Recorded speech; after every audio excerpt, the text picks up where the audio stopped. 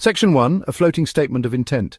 We're diving deep into the world of naval power and strategic maritime assets. Let's talk about big boats, the kind that rule the waves and project influence across oceans.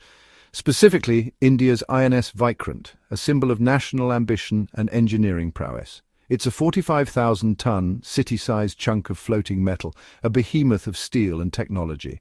Built to project power and national pride, a testament to India's growing maritime capabilities. Building an aircraft carrier is like brewing your own beer. It requires skill, patience, and a hefty investment. Sounds great, but it's complicated, expensive, and fraught with potential pitfalls along the way.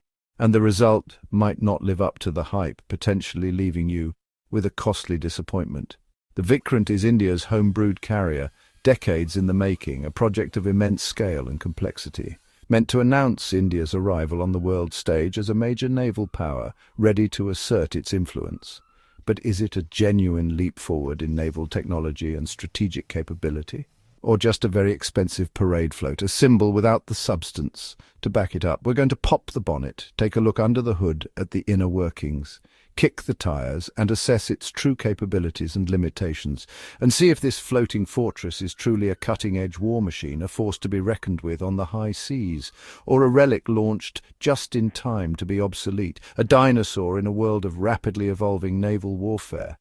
In an age of hypersonic missiles and advanced drone technology, is spending billions on a floating runway really the smartest move, the most effective use of resources? Let's find out and uncover the truth behind the INS Vikrant. Section 2. The Grand Tour, What's Under the Bonnet. The INS Vikrant is a massive, flat-topped ship about 2.5 football fields long, displacing 45,000 tons. Its job be a mobile airport carrying jets, helicopters, and 1,600 crew. 4 gas turbines push it to 28 knots fast for a floating town. The flight deck uses a ski jump, not catapults, so planes take off with less fuel and fewer weapons. It can carry about 30 aircraft, including fighters and helicopters for attack, defense, and support. On paper, it's impressive, a homegrown, ocean-going Titan. But the devil's in the details, and here, the details are problematic. Let's dig in. Section 3. Let's dive into some of the more complex issues surrounding the INS Vikrant and its role in modern naval warfare. We've touched on its capabilities, but now it's time to address the challenges and limitations that this aircraft carrier faces. The elephant in the room. The biggest issue, the planes. The air wing of any aircraft carrier is its striking arm, its primary means of projecting power. The Vikrant has mostly old Russian MiG-29Ks, hardly cutting edge. While these aircraft are capable, they are facing increasing obsolescence in the face of newer, more advanced fighter designs. New French Rafales are coming, but even they're outclassed by the stealth jets on American and Chinese carriers. This technological gap raises serious questions about the Vikrant's ability to compete in a high-intensity conflict.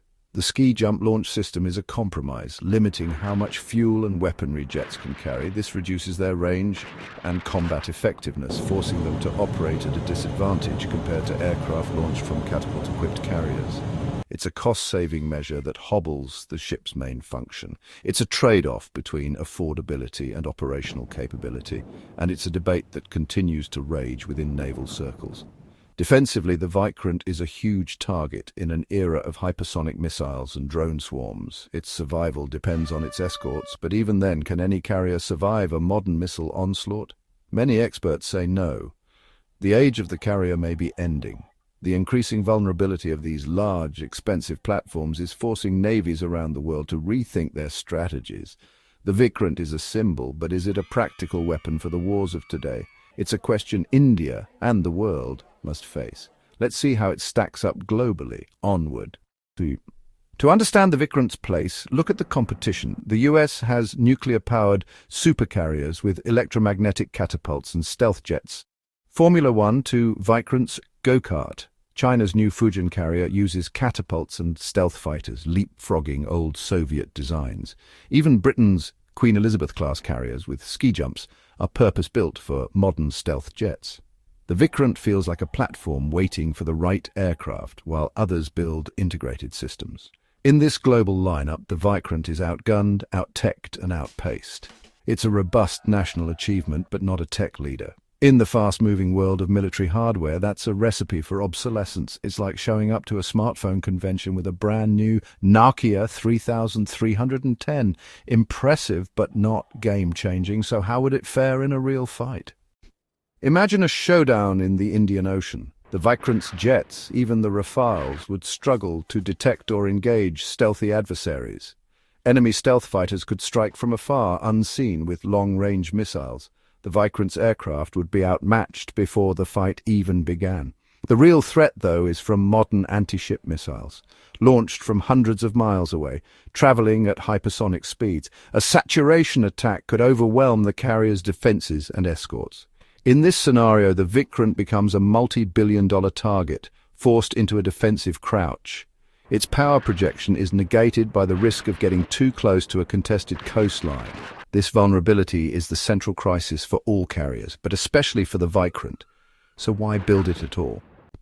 Why spend billions, an astronomical sum, on a single, potentially vulnerable aircraft carrier? Is it truly the most effective allocation of resources in today's complex geopolitical landscape? For India, the answer extends beyond pure military calculus. It's deeply intertwined with national pride, domestic politics, and strategic necessity in a rapidly evolving world. The Indian Ocean is a vital artery for global trade, and securing its interests there is paramount. An aircraft carrier is undeniably the ultimate status symbol, a floating embodiment of power and influence. It signifies a nation's ability to project force far beyond its borders, crucial for a rising power with a vast coastline to defend and interest to protect. The Vikrant is more than just a warship. It's a political statement, a powerful declaration that India possesses the technological prowess and industrial capacity to design, build and operate a complex aircraft carrier. The project has created thousands of jobs, boosted domestic industry, and developed a new generation of skilled workers, a monumental national achievement long before it ever sails into battle. Not every potential adversary is a superpower with advanced capabilities. Against smaller navies, in anti-piracy operations, or in providing crucial disaster relief, the Vikrant can be a highly effective asset. It's a valuable tool for power projection and maintaining regional stability in lower-intensity conflicts. A floating message of intent and capability that simply can't be ignored by friends or potential foes.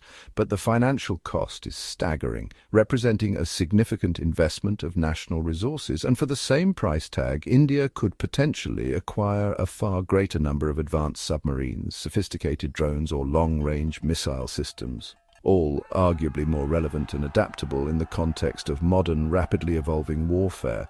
Ultimately, it's a colossal gamble, a high-stakes decision with potentially far-reaching consequences.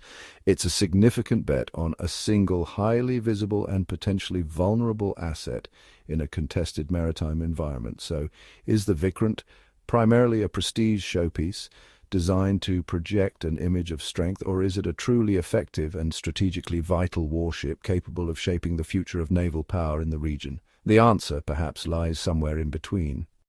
So, what exactly is the INS Vikrant? A fearsome weapon, or merely a floating ornament? It's a truly magnificent feat of Indian engineering, without a doubt, and certainly a powerful symbol of ambition. In regional conflicts, it represents a formidable asset, but it's also riddled with compromises, including somewhat outdated launch systems, and of course no stealth jets, plus a vulnerability to modern missile systems.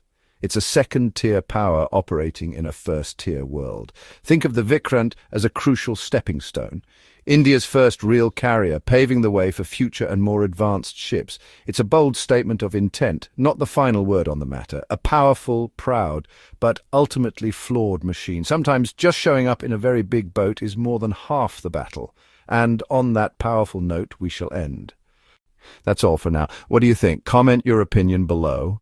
And as usual, if you want to support me and the channel, please like, comment and subscribe for more videos like this. See you in the next video.